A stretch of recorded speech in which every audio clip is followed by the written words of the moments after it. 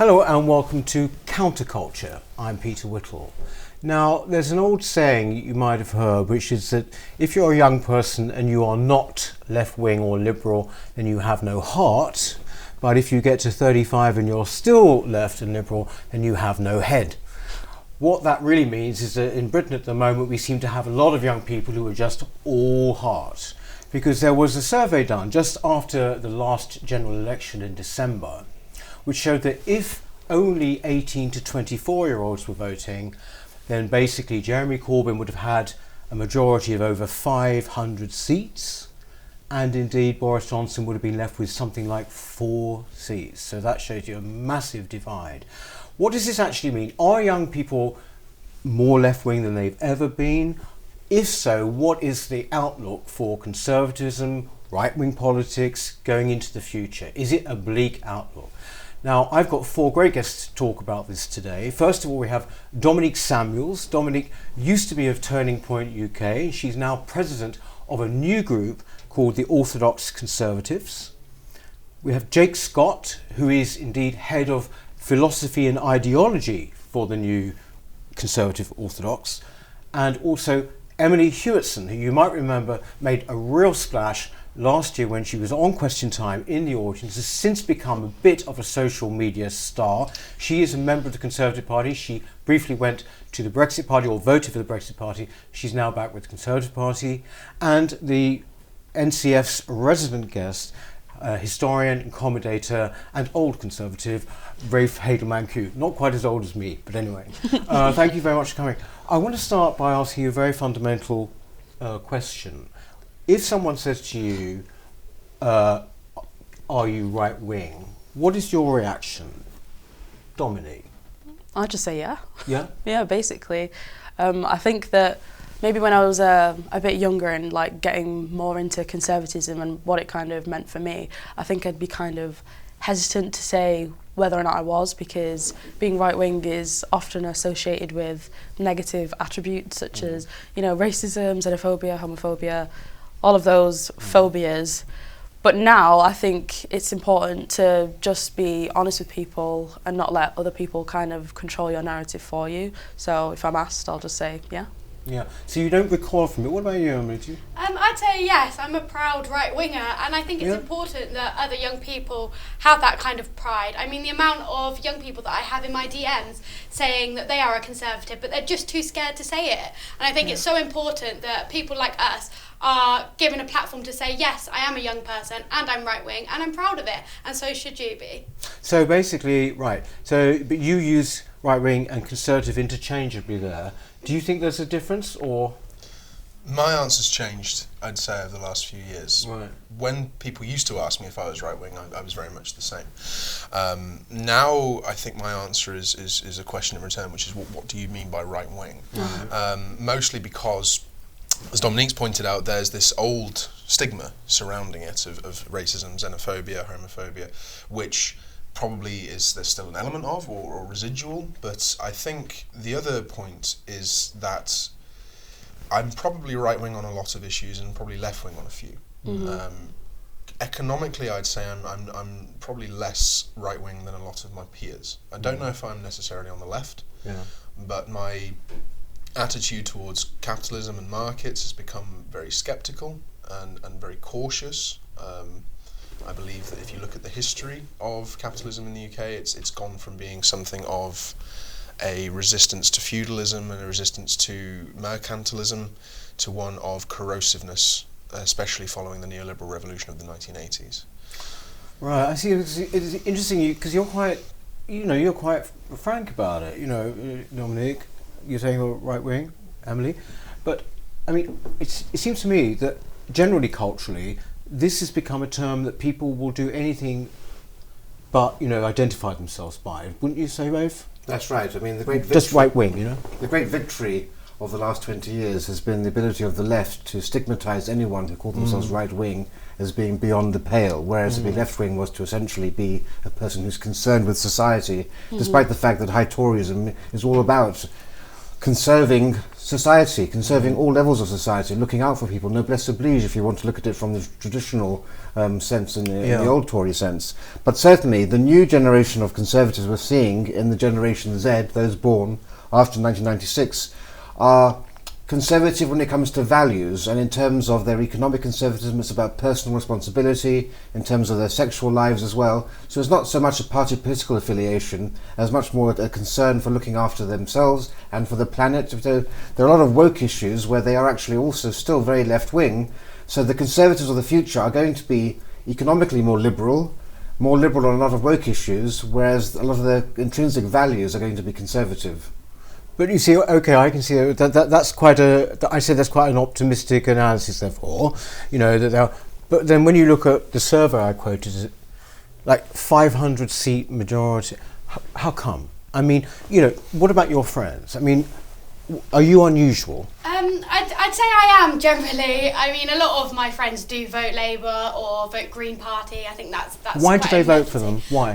I think that how they see society is that fundamentally our services need investment, and they see the Conservative Party as being intrinsically against that kind of issue, and that's just not the case. I think a lot of it comes from marketing. Obviously, social media is a massive thing for young people, and if you go onto Twitter, a lot of the posts that get hundreds of impressions are from left-wingers. They have got really good at the social media trend. We saw it a bit more with Boris this time. He's starting to kind of pick up on that lead, but I think when you see on Twitter, I mean, on election day, I think the 3 top trends were basically around #vote Labour. And it's very easy to kind of jump on that bandwagon and join in, because you don't want to be an outsider at the end of the day. And I think social media has a massive part to play in that. Do you think so? I mean, social media?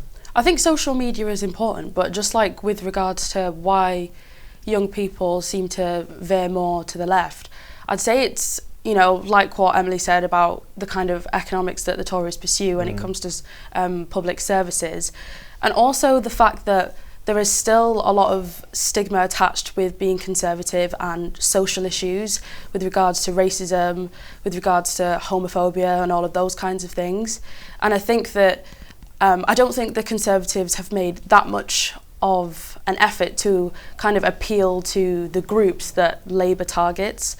And I think that we could target those culturally conservative ethnic minority communities, for example, which I don't think we've done, because we just think that, they're lost to Labour forever. And I just personally don't think that's the case. I think, yeah. Dominic's absolutely correct here, and I'm a bit worried about the complacency that may set in with the Tory party winning such a large majority, because they do need to remember that coming up is a huge demographic, a very large demographic. Generation Z is going to be a very large demographic if future trends are going with each subsequent generation, of being completely alienated from the Conservative Party. And it's basically, that's why I've said in previous episodes, there needs to be a reverse of this long march through the institutions, because the Department of Education, the university situation we have, both in secondary schools and in higher education, is so dominated by the left now. It's gone in 20 years from having a majority of 2 Liberals for every 1 Conservative to having an 8 or 9 majority for every Liberal to Conservative, that it's completely impossible now to have a balanced view of Conservative and right-wing politics or right-wing ideology within an academic setting. And so that's why you're seeing the rise of the environment and racism and homophobia as being seen in an era when actually homophobia and racism are at their lowest levels ever. They're being seen to be the most acute problems in the country, and that's because of the ideology that's being fomented within the education system. You're all at college, aren't you? You're at York, you're at Birmingham, and you're at King's in London, aren't you? I mean, what is it like? I mean, do you feel this in the university campus? We've covered on the programmes, about the incredible restriction that there is increasingly. I went to a very left-wing university, Kent, back in the 1980s. And it was very left-wing. I mean, you got up as a Tory as I then was, and you took your life in your hands a bit. But I mean, it seems to be more acute now, wouldn't you say? I think you're right. There's certainly an almost recoiling moment when you say that you're a Conservative in class. When I was an undergraduate, you say it in class, though. You do absolutely. I never, as Dominic and as Emily both rightly say, you should not be ashamed of it. And I was quite strident in saying it. And there is this moment of almost, as Rafe says, beyond the pale. How could you be? And I think it largely comes down to, like Dominique said, there's the stigma, but I also think there's a caricature. You know, one of the enduring quotes of Lenin is that fascism is capitalism in decay, which in itself is an awful diagnosis of what capitalism actually is. But the other side of it is that I think capitalism has dominated the Conservative Party for so long now that there are certain things we see as inherently right-wing that aren't necessarily right-wing, like disregard for ecology and the environment and these sorts of things. So to return to the question of university, when I was an undergraduate, when I was in class, I was very strident and said, yes, I am. And now when I teach, because I'm a doctoral researcher, I introduce myself at the start and say, I am a conservative, and I'm a conservative of the Scrutonian tradition and the Burkean tradition. And I have a few students come up to me at the end of the class and say, well, I'm really glad that you said that. See, the thing is that, you know, when I listen to you, and also after what Rose just said, I can't help feeling you've slipped through the net by being conservative. I mean, the fact is, right, I think Ray pointed it out, when you talk about homophobia, racism, all this, you know, that was never a reason not to be conservative in the party. Those weren't the problems with being conservative. I think it was about that you were considered authoritarian, for example. You were considered, like, you know, you liked the Queen and the army, and that was what made you a conservative. These things, though, isn't this surely about what people, I was about to say, you know, like your age, have been taught all the way along? Isn't this the point? From school onwards? Personally, I massively agree.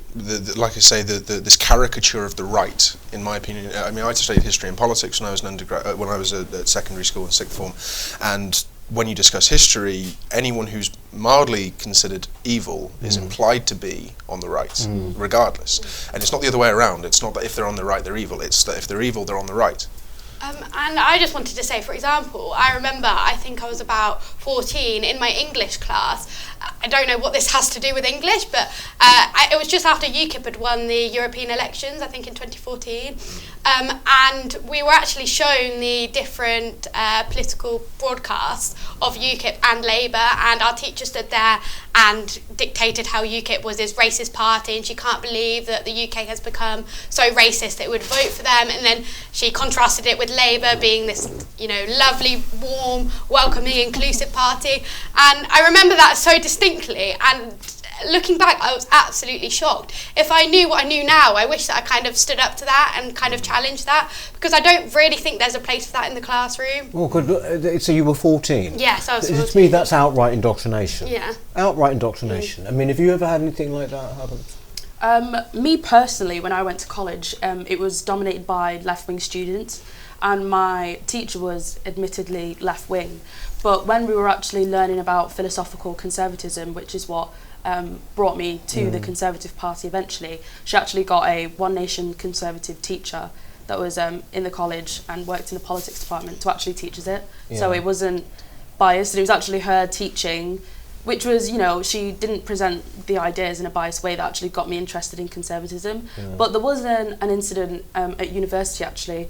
I worked as a student ambassador for first year, and we were with all of these students that were in college, and Brexit came up, and there was a PhD student who was, you know, doing the presentation, and Brexit came up, and he was basically presenting all of these doomsday forecasts to all of these kids that don't know any better, and it really annoyed me, to be honest, and I actually started debating with him, like, actually this, but this, and people came up to me afterwards, and they were actually really grateful for it, because if I didn't say something, they would have had the idea that the UK is going to run out of food and everyone's going to be starving and it's going to be a virtual apocalypse if we dare to leave the European Union. So yeah, I've experienced that before. I think it's more prevalent in university because there's a lot more freedom for lecturers and people that are responsible for educating people to kind of reveal their views more so. There's always been a left-wing bias. I mean, I was at university for 9 years in total, so I saw this transformation through the 90s. 1992, I was 14 and I was one of the first to jump onto the Leave the EU brigade along with Nigel. Wow. And as a 14-year-old I began my role commentating career at 19, advocating for the monarchy during the Annus Horribilis period. And, you know, I was, you know, far beyond the pale as a monarchist Brexiteer in the 90s. And it's quite appealing, actually, in a way, to be contrarian like that. But in those days, you could study military history, diplomatic history, universities. All those courses are gone now because you have superstar historians like Niall Ferguson, who was unable to get tenure at any university. He has to be employed by a think tank, the Hoover Institution in America, because universities won't take him, because he wrote a book saying that the British Empire wasn't all bad. You know, there was good side to the British Empire as well as a less good side, and yet these superstar historians cannot get hired despite being mainstream by the standards of the 90s. Today they're deemed to be far too extreme. Yeah, it is quite extraordinary what's happened in that way. I think everything has, I think, compressed and become far more constricted. Rafe talks about Generation Z, right? So would you call yourself Generation Z? I mean, you well, what is even Generation Z? Technically I am, but I just feel that there's a lot of connotations that come with Generation Z that What I'm is not it? necessarily. What is it? I think it's a very woke culture. Is it woke? I'd argue that there's a certain wokeness that kind of surrounds the label. So technically I am Generation Z, but I'm not sure I really like being called it. But I thought it was Millennials who were the most woke. Well, I don't know when the Gen Z generation starts. I mean, Rafe said 96. I've heard 90. I'm born in 95, so I don't know where this leaves me. 96 and 2000 are the years that I've heard most quoted. Right. Right, okay. So basically, as Generation Z, you would be being taught by Millennials? Is that right to say? Yes, No, actually, I also think that's like true actually, because yeah. teachers are becoming younger and younger. Yes, exactly. They're going That's from it. being maybe like 30 to 40 to being fresh Yeah, that's graduates. about right. Because Yeah, you see, that's what it, yeah. I've heard as well is that, and this is anecdotal, right, is that the Generation Z or 19, 20-year-olds are rebelling against the huge wokeness of the ones just above. Does that resonate with you? Do you think that's true? There are some inklings of that. There's like this, it's more prevalent in America though, I think. Definitely. There are some like kind of fringe ones that call themselves Zoomers, and they're like Themselves they're Zoomers. called Zoomers. Zoomers. And they're like very, very kind of like fringe on the right, and they like completely reject the kind of hegemony of like ideology that we see right now when it comes to, you know, the woke generation, Yeah. kind of Yeah. the millennial generation. I don't know if I identify with it. I just call myself. I think one of the just big me. things you're seeing basically is Generation Z and Millennials do share the same woke ideology as a whole. So it's no surprise because they're being taught by the same. And the success of the left has been to get themselves onto the administration departments, onto the administration of universities, into the Chancellor's office, but also onto committees. That Quangos, do yeah. the hiring. No, the committees within universities, departments, to do the hiring. So they've been very effective. And so over the next 10 years, if we have 10 years of Tory government, there needs to be a move to shift the things back onto a more even keel. No one's asking for a Tory majority, but just to have a natural balance. I mean, Professor Jonathan Haidt, who has written about this, has said that, you know, all societies need to have an equal balance of opinion. That's what people want to have. How would we go about like implementing that though? Do you know, that was going to be my last question today. Oh. You brought it up. No, how do we actually? Yes, how do we get to that point? I wonder. You know, it's a very important point. If you want to try to adjust the balance, how? Have you got any answers for this? How would you do it? I think Practically. I think it's by making all ideologies very broad church. So I guess it's just about accepting different viewpoints within the same ideology and not focusing too much on labels. It is a hard one because when you put it in practice, it's like gaining that balance is tricky. But I guess the easiest way is just open debate, tolerance, all of those big issues. But it is going to be tricky. It's not going to be an easy feat. It's not, but you see, but when you talk about like committees and and people coming in, and everything, you're talking about basically getting people who are going to have there's be more of a political balance on these very things. Is that not right? Yeah, I think that the government could play a role, especially seeing as we do have a Conservative government right now that has a sizable majority. There should be way more focus on the suppression of free speech at universities. You know, when it comes to the things that university lecturers do, the kind of ideas that they push onto students, I do think that there needs to be a bit more of a crackdown, specifically when it comes to banning certain speakers that you don't like from campuses, or banning certain academics that you don't like. I do think that the government needs to say to these universities, you either facilitate free speech and facilitate a diversity of ideas, or there's certain things that you receive from us that you will get no longer.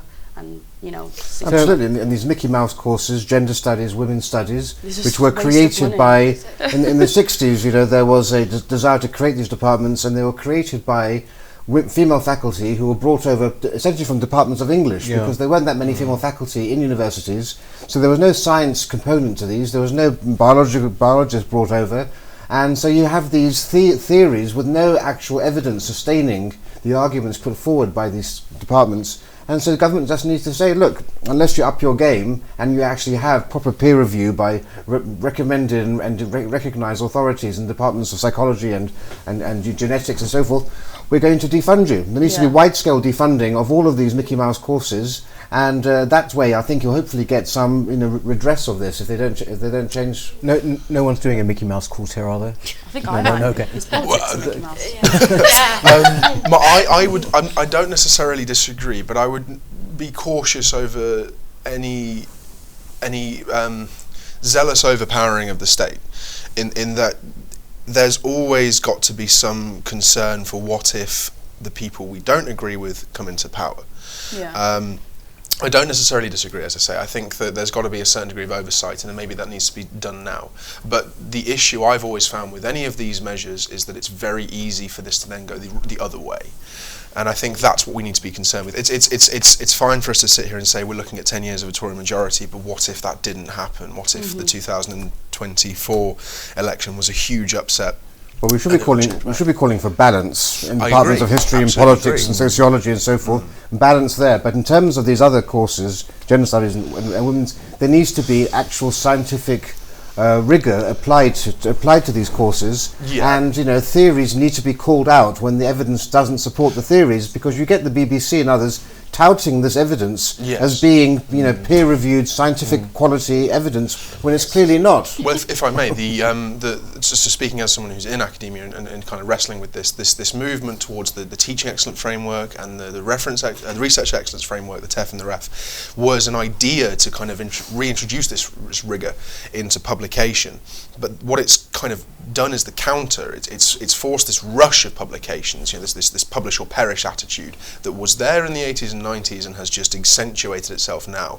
So rather than actual good research, you just get this avalanche of tosh, and just for the sake of it. So it does the opposite of what it's intended to do. And you've got the huge scandal that recently, when you had three academics, Boghossian, Lindsay and another person, who essentially fabricated as a test, all this evidence and published completely satirical articles about lesbianism in dogs. I think was one of the articles. They fabricated all the evidence, and a number of these articles got published by the leading journals in these fields because there was absolutely no peer review that was done, and people were just willingly, with confirmation bias on their part, and then they were exposed as being fraudulent articles, and they'd been cited by other experts in these fields, but also just going to show what these courses are really like. But don't underestimate too the part that money plays, funding, that you actually, if you want to get your various theses done and everything, if you just tick a few things, so I'll be looking at this in a diverse, sort of framework, you get the money or whatever. Okay, you said you don't mind being called right-wing. Conservative, right-wing, whatever. But what does that mean, actually? What does it mean? Are we on the same page or not? Now, I know that, you've been a member of the Conservative Party, haven't you, since you were 16, yes, since I was 16. But you have started this new group called the Orthodox Conservatives, as I mentioned. You've got 10 tenets, which people can see on your website if they go to it. I would broadly say, if you don't mind, that they are more cultural ones than economic, right? So, for example, you say that family is terribly important, and nation and things. I mean, how does that first of all, how does that go down with your peers, as it were? How does that go down with your peers? We were jumped on almost immediately for saying that we supported the family. I mean, you received a hell of a lot of abuse. Yeah, I mean, they were like, oh, well, I come from a single parent household. I come from a single parent household. Yeah. You demonise single parents. You demonise single mothers. I was raised by a single mother who was absolutely amazing. What we're saying is that it's desirable to be raised by two parents. Some people were linking that to homophobia and, hatred of gay people. It's got nothing to do with that. It's about promoting the family unit, which I think we can all agree is essential for us to grow into productive and healthy people in society. You only need to look at the statistics, both in this country and in America, at the effect that single parenthood for both women and men, when there's not a father in the home and when there's not a mother in the home, that impacts children greatly later on in life. So what we're basically saying is we think it's time to focus more on this and kind of demonstrate the positives of it, rather than attacking or demonising, anyone, as those people have kind of been accusing us of. So does this mean, for example, we all like families. I love my family, and we can also see that it actually is part of the attack on it is because it's seen as the bedrock of capitalism, and that is why they attack it. But, for example, would you therefore agree, as what I would call traditional Orthodox Conservatives, with gay marriage? I personally, yes. I mean, I don't. Personally, I don't have an opinion. That usually means something else, Dominic. It usually means something else. It's kind of difficult, okay, because there are some people that are religious that don't agree with gay marriage for perfectly understandable reasons, because it's literally what their religious book says. And I think that some people can be really intolerant, which is really ironic, towards religious people and the way that they choose to follow their religious scripture. So some people might not agree with gay marriage for those reasons. Personally, for me, I think gay marriage is fine. I just don't really think it makes sense for it to happen in a religious institution, or that religious institutions should be forced to perform gay marriages, because it is essentially against their religion. But in terms of me actively campaigning against gay marriage and telling someone that they can't get married because of their sexuality, no, that's not really me. The reason I bring this up, obviously, is actually because this is a bit of a test case. Like Cameron, it was one of his big sort of policies. In fact, it's the only one he'll probably be remembered for, actually, which was gay marriage. And it's kind of used a bit, rather like abortion in America. We haven't arrived here yet, but that is this big symbol of where you stand. I assume you've got no problem with gay marriage? Yeah, I take quite a liberal approach on these issues. I don't have a problem with gay marriage, but again, I don't think that institutions should necessarily be forced. I think they should have the choice. But then again, I think anyone should have the right to get married, regardless of their sexuality. But do you think that, as I said, Orthodox Conservatives appear to be more cultural? Is that how you see it, Emily? The conservatism now, because I think this election has made a big difference, has it not? Definitely. I think I see it as a combination of, obviously, economics plays a big part in it as well. I think Orthodox Conservatism should have a voice within the ideology, but I think it is important that it remains broad church. And the only issue that I have potentially with the ideology or the Conservative Party becoming dominated by this strand is that it could put young people that we're trying to attract really off, just because of the connotations that it might lead to. For example, anti-gay marriage, it's not a particularly popular policy amongst young people. I mean, that wouldn't be a policy. I think, it's kind of like a connotation. Yeah, it is a connotation. Yeah. But I think a lot of the time they often choose to associate that with it. I think the problem with the overly zealous, appeal to young people is that we often forego the values that form, the foundation of the party in the first place. And I think that whilst the, Conservative Party is known for its economics, if we look at this election, a lot of the areas that we attracted are more so culturally conservative than, rampant neoliberals who want no regulation on anything at all. So I think... And your finger is on the zeitgeist. I mean, this is the future of conservatism that we're seeing right here. every 40 years or so we have a major realignment election in British politics. It's happened for over a century now, every 40 years. 1979 was the last time when we had an economic revolution, but that wasn't true conservatism. That was a neoliberal agenda that was being pushed for the last 40 years, and now actually we're returning to proper conservatism, high Toryism, which is more economically left-leaning, economically concerned with society, concerned with one nation, lifting up parts of the nation that require it, but actually focusing on the issues which, as I said before, unite the former Labour voter in Bolsover with the Tory voter in Kensington and Chelsea, far more than they are united to the Labour voter in Islington. It's culture now which is the common bond that unites conservatives, small c conservatives across the nation, and the Generation Z, those people who are in the conservative wing on Generation Z, espouse those same views. And gay marriage is a dead issue now. It's not going to change. I mean, those things are that's an unnecessary divergence, because nothing's going to go on that issue any longer. But all right. Well, sorry. Go ahead. Well, I think the other thing when it comes to homosexual issues is that you are forced to take a black and white approach. The marriage thing is one thing. I mean, as Ray says, it's dead. Frankly, the law is the law. No one wants to change the law. Kind of, Even in our group, I don't know a single person that thinks the law should be changed. But then there's the issue of say, drag queen story hour, or this LGBT education in primary schools. I mean, I live in Birmingham, and I live down the road from where these protests were happening by religious minority parents.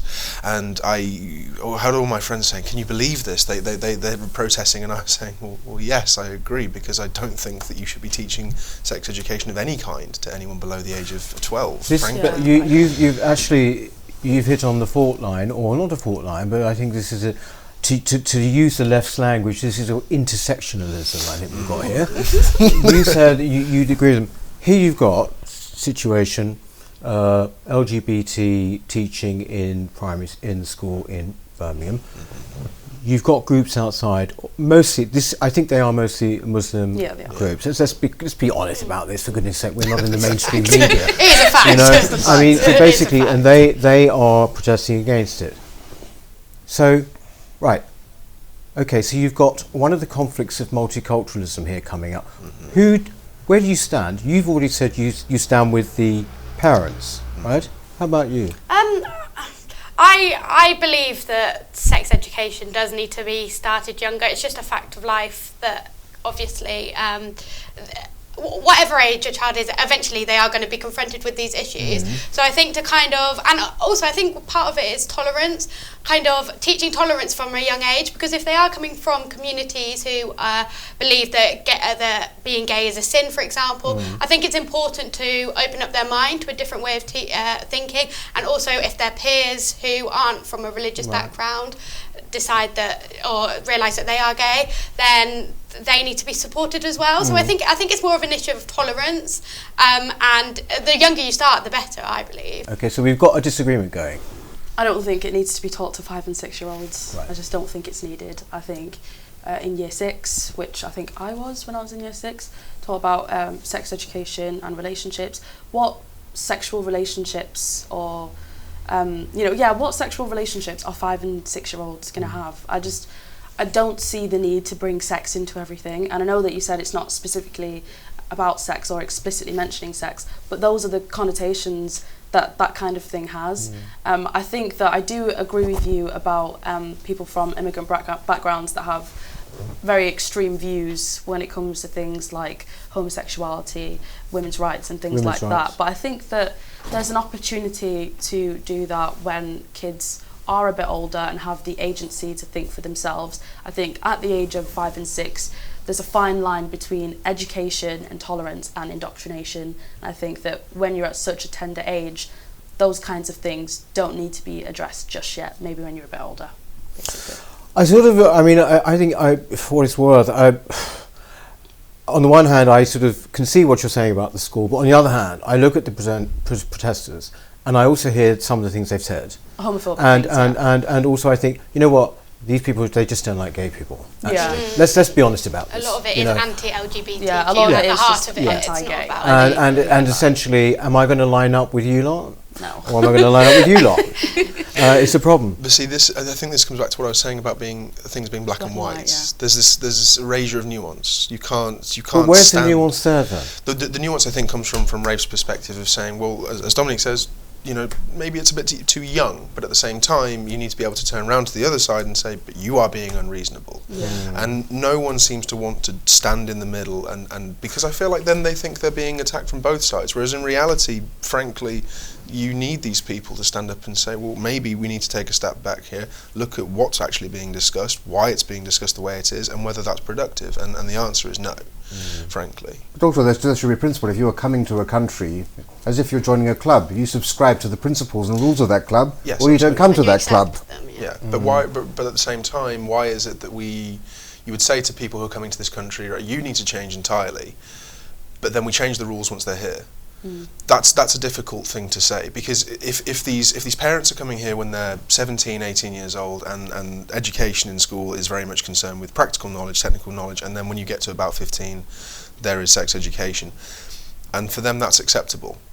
But then 20 years down the line, they have their own children, and in that time things change, and things have changed irrevocably so. So how on earth can you then reasonably say to these people, you are in the wrong? Because if the rug's been pulled out from under them. There are established channels for effecting change in civilized societies, and they aren't the tactics that are employed by these groups. No, I completely agree, but how could they?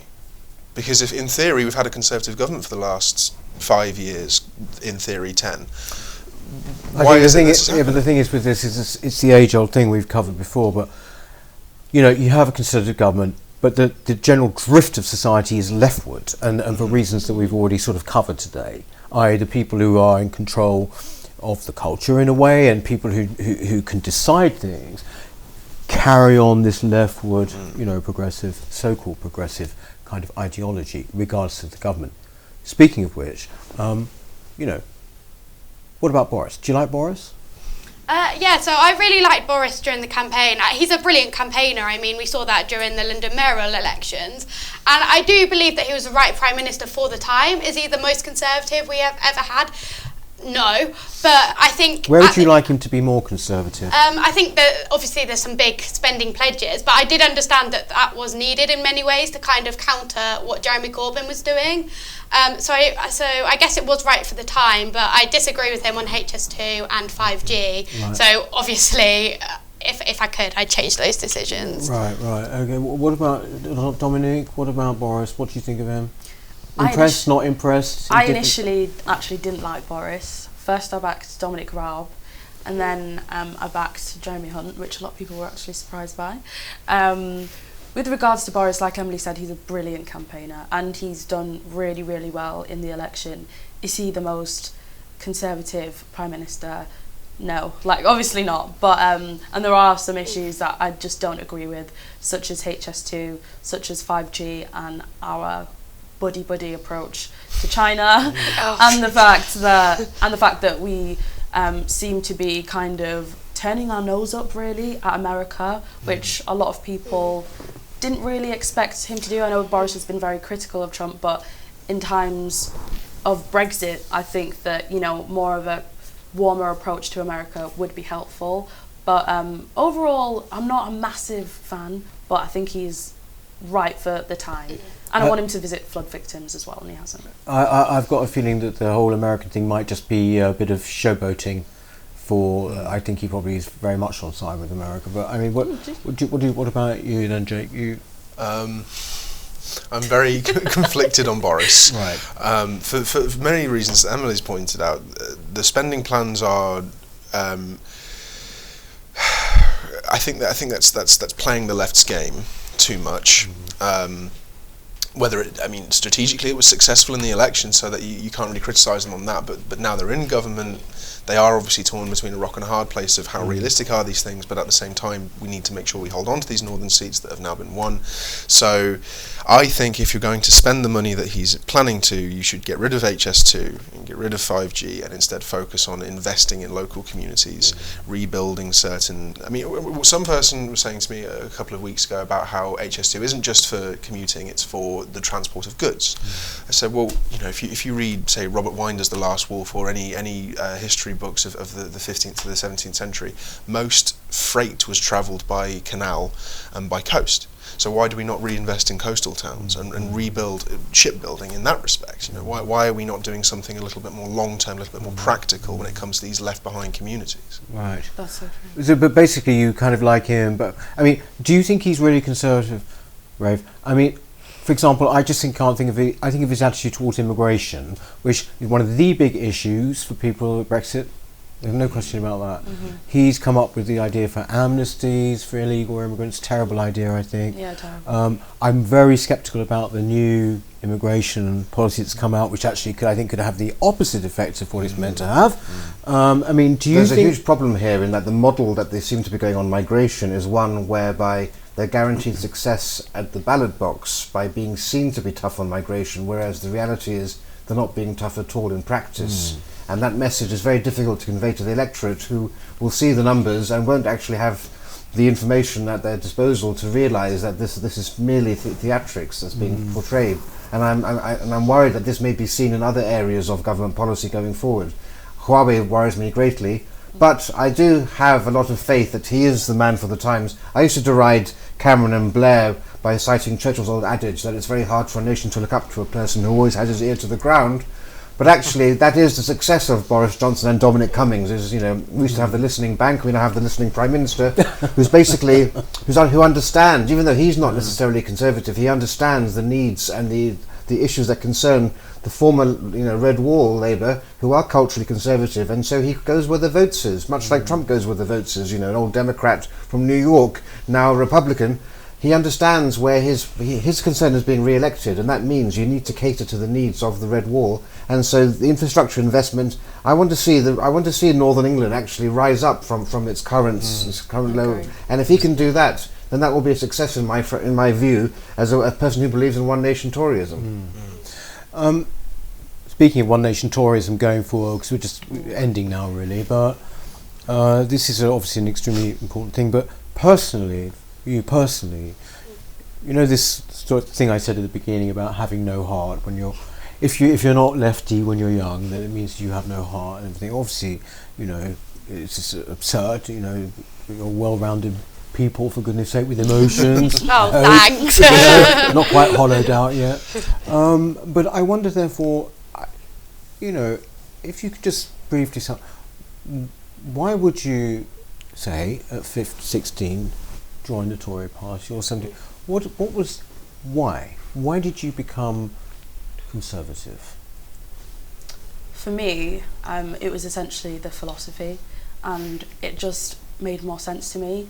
So, for example, when you had to seek it out. Yeah, I did. I had to learn about it, because initially I didn't really know anything about politics, and then I started learning about ideology.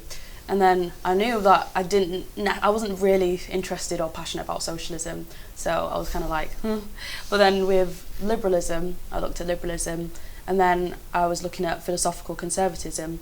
And just for me, when I looked at conservatism and, kind of learnt about its tenets, it just made more practical and logical sense to me. So, for example, the organic society that's normally associated with one nation conservatism, and how we're all of value to one another, and we're not just individuals in a state, we're all connected, and community is absolutely vital, and a kind of cohesion in community is vital in order for society to operate healthily.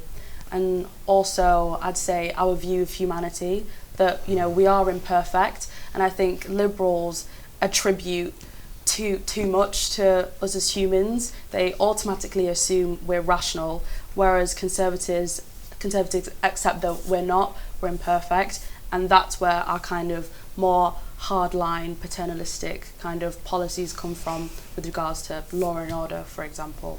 So that's what made me join the Conservative Party. I would say that I'm less a party political conservative, though. I identify with the party, and I will vote for them if needs be, but I'm more of a philosophical conservative. How about you, Emily? Well, it's actually quite funny. I grew up with my dad kind of channeling down the strong Labour rhetoric. Yeah, so my dad works for the NHS, he's a doctor in the NHS, and he's always been a strong Labour, so is my granddad. I remember them saying that anyone's a Conservative's a fascist, obviously joking around really. And as a 16-year-old rebel, I thought I'd see what's on the other side. And obviously at the time it was David Cameron, and I actually, as a 16-year-old, I actually identified a lot with him. I saw that he was quite a more liberal Conservative. Whether you can actually be a liberal Conservative is a whole nother debate, but he kind of channeled more kind of liberal views, and it kind of made me see a different side to what my dad was saying. So I decided that I just wanted to join the Conservative, because I think the other thing as well about Labour is they're very prone to kind of knee-jerk reactions, and I really believe in a pragmatic approach to things like the economy, and that's something the Conservatives could really offer. So it was actually sort of a rebellion. Well, a bit of a rebellion. Well, I did my research, but I have to say that the research was led a little bit by a rebellious side. How about you, Dave? Well, I think growing up, my dad's a farmer, and so was his dad. But my granddad's father was a Labour Party member in Yorkshire and in factories. And when I was growing up, they always told me about the strikes in the 70s and the 3-day working week and all these sorts of things. And they said, we never want to go back to that and all the rest. And as a result, when I was about 12, 13, and Cameron was talking about the need for compassionate conservatism, I remember thinking, well, that seems a bit strange, compassionate conservatism, because we do have this caricature of conservatism as being quite hard, quite authoritarian, as you say. I did my research into it, and the thing that struck me and always stuck out to me, and I know that it's a bit of a toxic name in politics, but there was a really, really interesting thing said by Enoch Powell on obligation and duty, which was, he was talking about the Good Samaritan parable in the Bible, and I'm a Christian myself. And he said that the parable of the Good Samaritan is very much about willingness and feeling of obligation that comes from internally. You see someone on the side of the road, you want to help. If there had been a Roman soldier standing there forcing the Good Samaritan to help, he wouldn't have been the Good Samaritan. He would have been a civilian. Now, that then led me back to compassionate conservatism, and I saw, whether this was Cameron's intention or not, that when conservatism rows back the state and says to people, you be moral and be helpful and dutiful to other people, but how you see fit, it's a much richer understanding of compassion.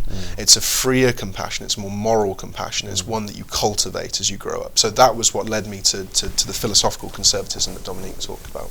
I have nothing but respect for the three of you for doing that, because rightly or wrongly, I've always had more respect for people who have changed horses of their families' political leanings. I've also people like Hilary Benn on one side, the son of Tony Benn, or Nicholas Soames from Churchill's grandson. You're born into your class and into your world view, and you've gone along with the view of your fathers and forefathers. But to actually change that view, to think for yourself, to take off those right or left-leaning blinkers and to determine your own path in life, I think is very much kudos to you on that front. Well, I think it shows great sort of strength of mind, actually. I'd agree with you on there. And also all the very best to you, for the future.